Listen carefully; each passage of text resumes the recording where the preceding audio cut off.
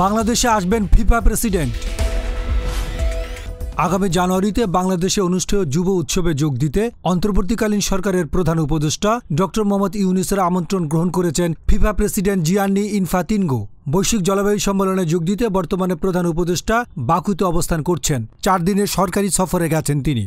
মঙ্গলবার আজারবাইজানের রাজধানী বাকুতে COP29-এর ফাঁকে প্রধান উপদেষ্টার সঙ্গে বেশ কয়েকজন বিশ্ব নেতা ও সংস্থার প্রধানের বৈঠক অনুষ্ঠিত হয়। সেখানে উপস্থিত ফিফা প্রেসিডেন্টকে যুব উৎসব সম্পর্কে অবহিত করেন নোবেল বিজয়ী ডক্টর মোহাম্মদ ইউনূস।